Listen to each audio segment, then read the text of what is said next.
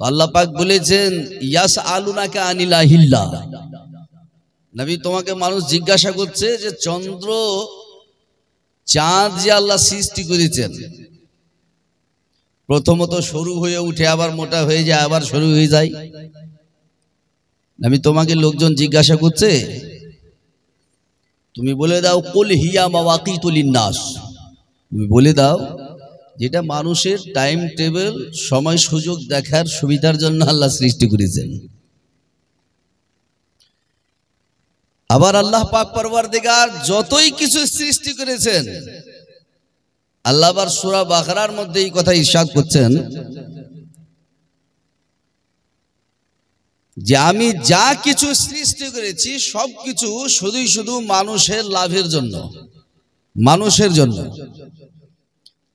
তাহলে যতগুলো জিনিস আল্লাহ সৃষ্টি করেছেন, জমিন আসমান, চন্দ্র সূর্য, নক্ষত্র, গাছ, পশু পাখি, সমস্ত কিছুকে আল্লাহ সৃষ্টি করেছেন কিসের জন্য? আল্লাহ আবার বলছেন তোমাদের উপকারের জন্য, তোমাদের জন্য সৃষ্টি করেছি।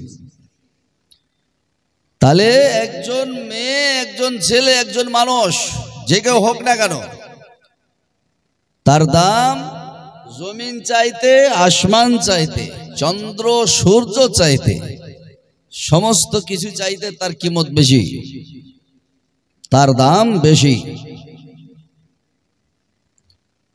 তাহলে আপনারা এখান থেকে একটা ছোট্ট করে বুঝে নিতে পারেন যে জমিন আসমান চাইতে যদি মানুষের কিমত বেশি হয়, তাহলে বিটি দেখতে গিয়ে 10 লাখ টাকা যদি না দেয়, এই 10 লাখ টাকার জন্য বিয়ে ভঙ্গ করা বা বিয়ে ছেড়ে দেওয়া, এটা উচিত হবে?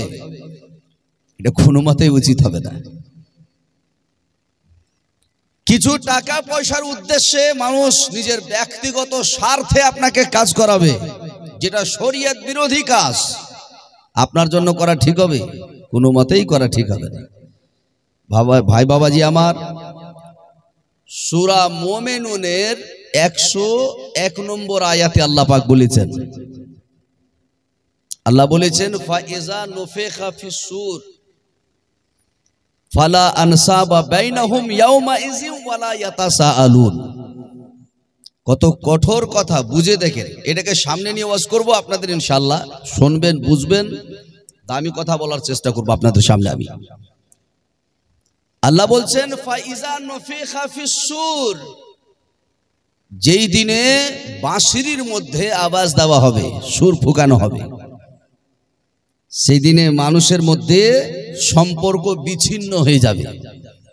ওয়ালা ইয়াতাসাআলুন, কেউ কাউকে কিছু জিজ্ঞাসা করবে না। দুনিয়াতে যখন মানুষের দুঃখ পড়ে, কষ্ট পড়ে, তখন অন্যজন আসে, এসে বুঝায় কি হয়েছে, ভালো হবে, এক অপরের বহু সহযোগিতা করে। কিন্তু আল্লাহ বলছেন যেই দিনে সুর ফুঁকা হবে, এই বাঁশির মধ্যে হযরতে ইসরাফিল আলাইহিস সালাম আওয়াজ দেবেন, সেই দিন আর সম্পর্ক কিছু থাকবে না, সমস্ত রকমের সম্পর্ক বিচ্ছিন্ন হয়ে যাবে। আল্লাহ আল্লাহ সুবহানাল্লাহ। যে মা নিজের সন্তানকে 9 মাস ধরে নিজের গর্ভে রাখলেন, সে সম্পর্ক, সন্তানের সঙ্গে মায়ের সম্পর্ক বিচ্ছিন্ন। যেই বাবা 0 থেকে নিয়ে সাবালক হওয়া পর্যন্ত বাচ্চার রোজগারের জন্য কত রকমের পরিশ্রম কষ্ট করলো, সেই বাবার সঙ্গে তার ছেলের সম্পর্ক বিচ্ছিন্ন। সুবহানাল্লাহ।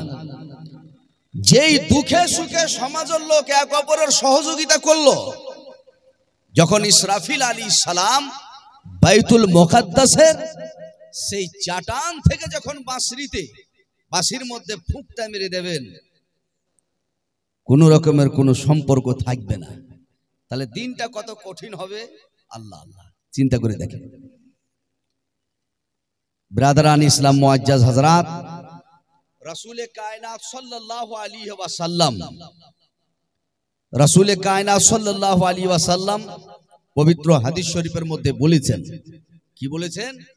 ইয়াতবাউল মাইয়িতা সালাসাতুন, আহলুহু ওয়া মালুহু ওয়া আমালুহু ফায়ারজিউ ইসনান ওয়া ইয়াবকা আমালুহু। আল্লাহর হাবিব বলছেন যে খেয়াল রেখো তোমরা।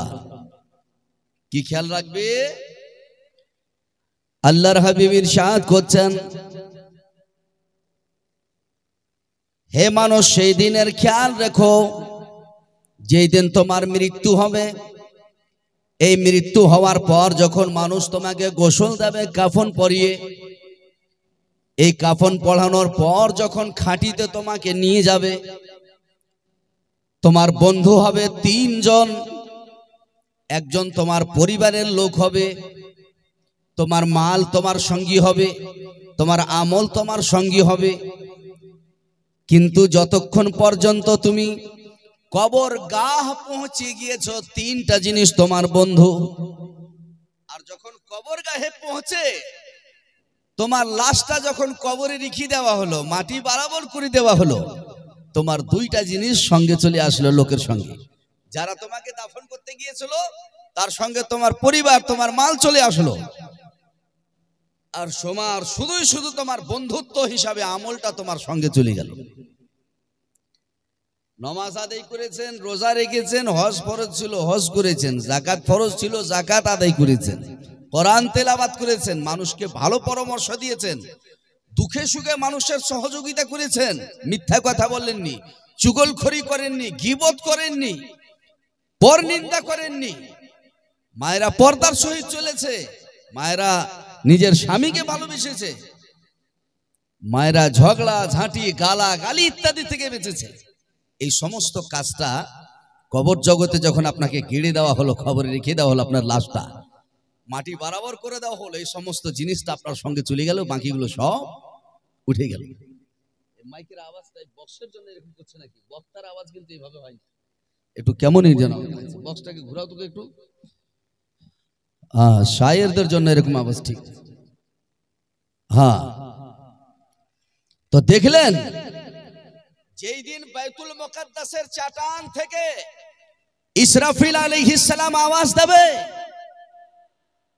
দুনিয়াবি সম্পর্ক বিচ্ছিন্ন হয়ে গেল। মৃত্যুবরণ করলেন, তিনটা জিনিস সঙ্গে গেল, দুইটা বাড়ি ফিরে আসলো। নেক কাজ যেটুকু করলেন, আলিমদের কথা শুনে ওইটুকু কাজটা আপনার বন্ধুত্ব হিসেবে চলে গেল। বেরাদারানে মিল্লাত ইসলামিয়া মুআজ্জাজ সামাইনে কেরাম, আল্লাহর হাবিব সরওয়ারে কায়নাত সাল্লাল্লাহু তাআলা আলাইহি ওয়াসাল্লাম ইরশাদ করেছেন, নবী আমার বললেন যে এমন একটা সময় তোমার কাছে আসবে, যদি তোমার সঙ্গে দুনিয়ায় যদি তোমার কোরআন তোমার বন্ধুত্ব না হয়ে থাকে, কোরআনকে নিজের বন্ধুত্ব না করে থাকো, কোরআনের প্রতি যদি আমল না থাকে, কোরআন যদি তিলাওয়াত না করে থাকো, আদেশ ও আহকাম কোরআন যা বলেছে তার প্রতি তুমি যদি আমল না করে থাকো, আল্লাহর হাবিব বলছেন তোমার সহযোগিতা করনেওয়ালা কেউ হবে না। তোমার সহযোগিতা করনেওয়ালা কেউ হবে না। বিরাদারানে মিল্লাতে ইসলামিয়া মুআজ্জাজ হযরত, এই পৃথিবীর জমিন হলো কদিনকার? পৃথিবীর জমিন যার কথা আল্লাহর হাবিব বলছেন, আর দুনিয়া মাজরাউল আখিরা, দুনিয়াটা হলো আখিরাতের খেতি বাড়ি। সংকীর্ণ সময়ের জন্য মানুষ এসেছে, আবার এই দুনিয়া থেকে আল্লাহর কাছে যেতে হবে। সুবহানাল্লাহ। বিরাদারানে মিল্লাতে ইসলামিয়া মুআজ্জাজ সামাইনে কেরাম, সবাই আমরা জানি যেতে হবে, এই জানাটা বড় কথা নয়, কিন্তু আমি আপনি যে আল্লাহর কাছে যাব, আমি কি নিজের সঙ্গে নিয়েছি? আল্লাহ জিজ্ঞাসা করবেন কি বন্ধু নিয়ে এসছো, কি সঙ্গে নিয়ে এসছো? সবচাইতে বড় জিনিস হলো এটা আমার সঙ্গে আছে কিনা, কিছু আমার সঙ্গে কিছু আছে কিনা, এটা হলো সবচাইতে বড় জিনিস। ব্রাদারানি ইসলাম মুআজ্জাজ হযরত, দুনিয়ার পরিবেশ পরিস্থিতি এইভাবে তৈরি হয়ে যাচ্ছে দিনে দিনে যে মানুষ দুনিয়ার সৌন্দর্যের পিছন ছাড়া আর মৃত্যু আর আখিরাতের নিয়ে কেউ ভেবে দেখে না। ব্রাদারানে মিল্লাতে ইসলামিয়া মুআজ্জাজ সামাইনে কেরাম,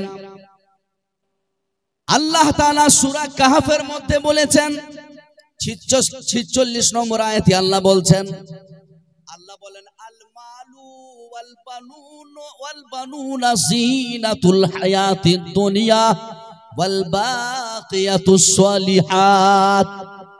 আল্লাহ বলছেন বান্দারে আমি দুনিয়ার সৌন্দর্যের জন্য তোমাদের জন্য অনেক কিছু আমি তৈরি করেছি, তুমি দেখে তার মহব্বতে মগ্ন হয়ে যেও না, তার প্রেমে আখিরাতকে ভুলে যেও না, তোমার মৃত্যুকে ভুলে যেও না।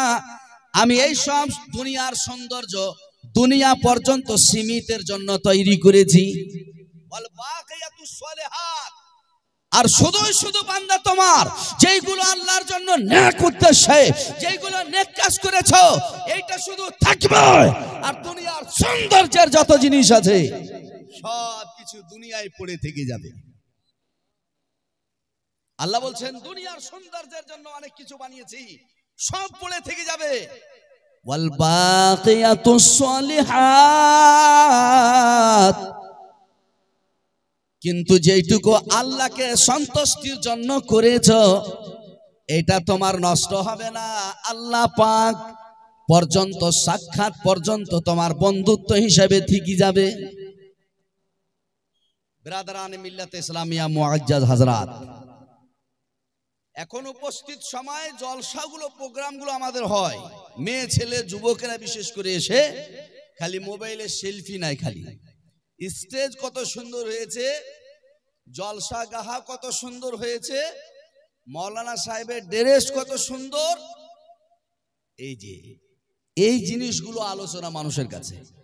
এক সময় ছিল যেখানে মানুষ জলসায় আসতে গেলে আলিম কি আয়াতটা বললো, কি কথা বললো, বিশাল কি শিক্ষা দিয়ে গেল, এইগুলো মানুষের মুখে থাকতো।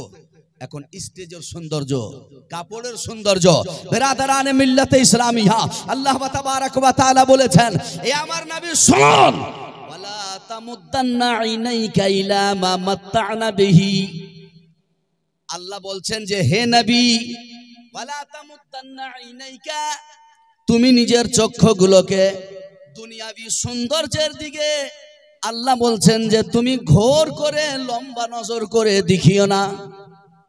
আল্লাহ সূরা কাহফের মধ্যে নিজেই বলছেন, আল্লাহ কি বলছেন, ওয়ালা তামুদ্দান্না আইনাইকা, হে নবী তুমি নিজের চোখ দুনিয়াবি সৌন্দর্যের দিকে, খুব সুরতির দিকে নিজের চোখটা করে লম্বা করে দেখিও না।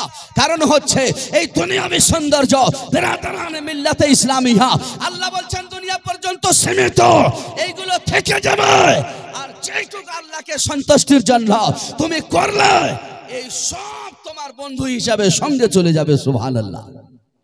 যিনি সৃষ্টিকর্তা মহান আল্লাহ, দুনিয়াবি সৌন্দর্যকে আল্লাহ পাক পরওয়ারদিগার তৈরি করেছেন, কিন্তু মন লাগাতে বলেন নাই।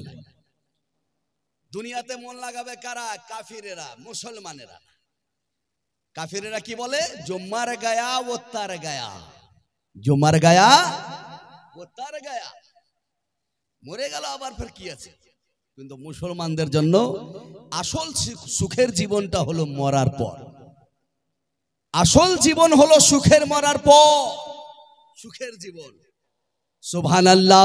আল্লাহ তাবারক ওয়া তাআলা বিরাদরানে মিল্লাতে ইসলামিয়া পবিত্র কোরআন শরীফে আল্লাহ বলছেন, ওয়ালাকুম ফিহা মা তাশতাহি আনফুসুকুম, এ আমার বান্দারা, এ আমার বান্দারা শোনো, আমার বান্দিরা শোনো, জান্নাতকে আমি এত সুন্দর তোমাদের জন্য সৃষ্টি করেছি। আল্লাহ বলছেন জান্নাতে তুমি যা চাইবে বান্দা বান্দি, আমি সব রকমের নিয়ামত দিয়ে জান্নাতকে সাজিয়ে দিয়েছি, সবগুলো নিয়ামত তুমি সেইখানে ভোগ করবে। আল্লাহ বলছেন ওয়ালাকুম ফিহা মা তাশতাহি আনফুসুকুম, আমার জান্নাতে কোন রকমের কিছু কমি নাই। এক একজন জান্নাতীর পিছনে 70 জন খাদেম হবে, তোমার বলতে দেরি হবে, তোমার কাছে নিয়ামত আসতে দেরি হবে না, যা তুমি ভোগ করবে জান্নাতে। সুবহানাল্লাহ, আল্লাহ আল্লাহ, সুবহানাল্লাহ। বিরাদরানে মিল্লাতে ইসলামিয়া মুআজ্জাজ সামাইনে কেরাম, কত সুন্দর মুমিন মুমিনার জন্য আল্লাহ জান্নাত তৈরি করেছেন। যে নবী মুস্তাফা সাল্লাল্লাহু আলাইহি ওয়াসাল্লাম বলেন যে শোনো, এই জান্নাত কত সুন্দর জান্নাত। নবী বলছেন জান্নাতে এক হাত এক গাছ জায়গা পৃথিবী অথবা পৃথিবীর সমস্ত কিছু বিক্রি করে যদি একটা হাত জায়গা জান্নাতে কিনতে চাও বান্দা, হে আল্লাহর বান্দা, তুমি কিনতে পারবা না।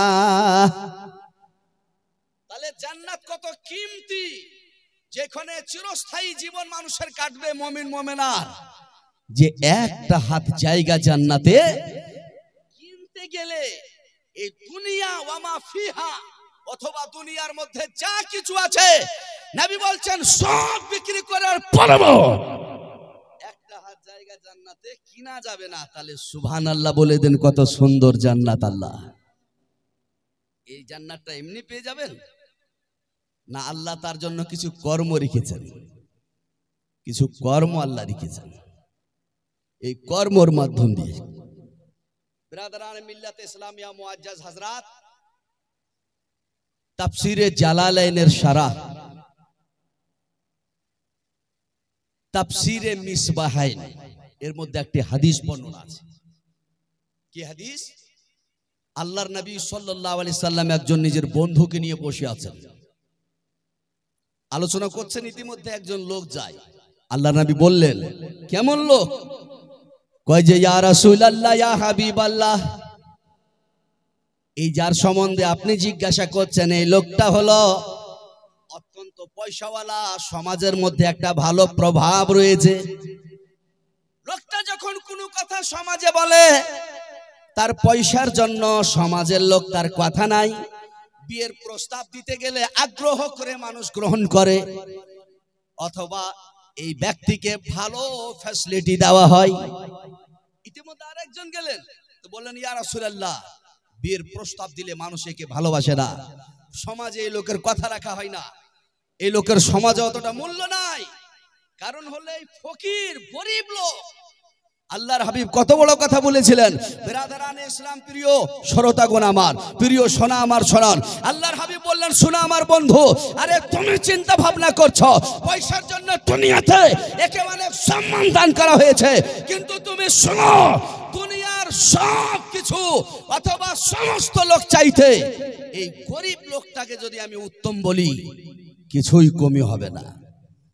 সমস্ত লোক চাইতে এই গরিব লোকটা বেশি উত্তম। কারণ গরিব হতে গেলেও এর মধ্যে আল্লাহ তাবারাক ওয়া তাআলার আলাদাই একটা ইশক রয়েছে, আল্লাহর একটা আলাদা দিওয়ানিকি রয়েছে, আলাদা একটা আল্লাহর ভয় রয়েছে। আর সবচাইতে বড় জিনিস হলো আল্লাহ যেইটুকু দিয়েছেন তার প্রতি এই বান্দাকে আল্লাহ সবুর দিয়েছেন, সে সবুরের প্রতি বান্দা চলছে। বলুন আলহামদুলিল্লাহ। এখন তো পশ্চিম সময় এরকমই চলছে, পয়সা না থাকতে গেলে কিমত হয় না, কিন্তু দুনিয়াবি দাওলাত কাফেরদের জন্য, মুসলমানদের জন্য দুনিয়াবি দাওলাত নাই। আল্লাহ পাক পরওয়ারদিগার সূরা বাকরাতে বলছেন, আমর বিন জামুহ রাদিয়াল্লাহু তাআলা আনহুকে নিয়ে, আমর বিন জামুহ যখন জিজ্ঞাসা করলেন, ইয়া রাসূলুল্লাহ, আমাকে আল্লাহ দাওলাত দিয়েছেন, পয়সা দিয়েছেন, বলুন তো একটু আল্লাহর পথে কি করে আমাকে খরচ করতে হবে, কত দিতে হবে, কি করব, কাতে আল্লাহ খুশি হবে, একটু বলুন তো। তো কিভাবে বললেন? আল্লাহ বলছেন, ইয়াসআলুনাকা মাযা ইউনফিকুন। হে নবী, আল্লাহ কোরআন শরীফে বলছেন, ইয়াসআলুনাকা মাযা ইউনফিকুন, তোমাকে তোমার বন্ধুরা জিজ্ঞাসা করছে যে কি আল্লাহর পথে আমি দেব, কি খরচ করব, কাতে আল্লাহ সন্তুষ্ট হবে। কুলিল আফওয়া, হে নবী তুমি বলে দাও, আল্লাহ তাবারাক ওয়া তাআলা নির্দেশ দিয়েছেন, তোমার বাড়ি ঘর প্রয়োজন পূর্ণ হওয়ার পর যেই মালটা তোমার স্টক হয়ে যাচ্ছে, যেটা খরচ বরচ করে সমস্ত প্রয়োজন বাদ দিয়ে যেইটুকু বেঁচে যাচ্ছে, সেটা তুমি আল্লাহর পথে খেরাত করে দাও, সেটা তুমি আল্লাহর পথে খেরাত করে দাও, আল্লাহর পথে দান করে দাও, সাদকা করে দাও। প্রয়োজন মোতাবেক জীবন যাপন করো। যদি চিরস্থায়ী সুখ চাও তাহলে, আর চিরস্থায়ী সুখ যদি না চাও, দুনিয়াবি দাওলাতকে নিয়ে দুনিয়ায় থাকো, আখিরাতে কিছু পাবে না। তাফসীরে রুহুল বায়ান আল্লামা ইসমাইল হাক্কি রাহমাতুল্লাহ আলাইহি বর্ণনা করছেন যে দুইজন বন্ধুকে আল্লামা ইসমাইল হাক্কি রাহমাতুল্লাহ আলাইহি বর্ণনা করছেন, ব্রাদারান ইসলাম মুআজ্জাজ হযরত, যে দুইজন বন্ধু আল্লাহ তাবারাক ওয়া তাআলা মৃত্যুর পরে জাহান্নামে দিলেন, তো জাহান্নামে যাওয়ার পরে চিৎকার করে বলছে, কি বলছে জানেন? ইয়া হান্নান ইয়া মান্নান ইয়া যাল জালালি ওয়াল ইকরাম, ইয়া হান্নান ইয়া মান্নান ইয়া যাল জালালি ওয়াল ইকরাম। আল্লাহ বলছেন, ফেরেশতা কি ব্যাপার, জাহান্নামের যে কষ্ট আঘাত, তার মধ্যে তো কোনো লোক গিয়ে চিন্তিত হয়ে দুঃখিত হয়ে থাকবে, তার মুখের বলি আসবে না। এরা চিৎকার করে কি বলছে, একটু ডেকে নিয়ে এসো। ডেকে নিয়ে আসা হলো। দুজন বান্দা বললে, ইয়া আল্লাহ আমাদের ডাক দিয়ে যান। আল্লাহ বললেন, বান্দা এটা এমন একটা জায়গা, যে জায়গাতে যাওয়ার পরে মানুষের বলি ফুটে না, মানুষ জার্জারিত হয়, দুঃখিত হয়, এটা তো কঠোর শাস্তির জায়গা। সেই বান্দা বলল, আল্লাহ দুনিয়ায় আমরা তোমার জিকির করেছি, কিন্তু কিছু গুনার কারণে তুমি আমাদের জাহান্নামে দিয়েছ। হে সৃষ্টিকর্তা, আমরা তোমার দুনিয়ায় জিকির করেছি, সেটা আমাদের মনে পড়ে গিয়েছে, আর জাহান্নামে থাকা সত্ত্বেও আমরা দুনিয়াবি তোমার জিকিরটা মনে পড়ে আমাদের মুখ দিয়ে উচ্চারণ হতে আছে। দুনিয়ায় করেছিলাম কাজ, যদিও কুকর্মের কারণে জাহান্নামে দাও, কিন্তু তোমার জিকিরটা আমাদের স্মরণ আছে বুঝলা, জাহান্নামের কষ্ট মনে না করে আমাদের আসতে আছে মুখে, আমরা তোমার জিকির করতেছি। আল্লাহ বললেন যে এটা বললে মনে হয় তোমরা ভাবছো আমি জান্নাত দিয়ে দেবো, তোমাদের দিয়ে দেবো নাকি? যাও ফের আবার জাহান্নামের দিকে ফিরে যাও।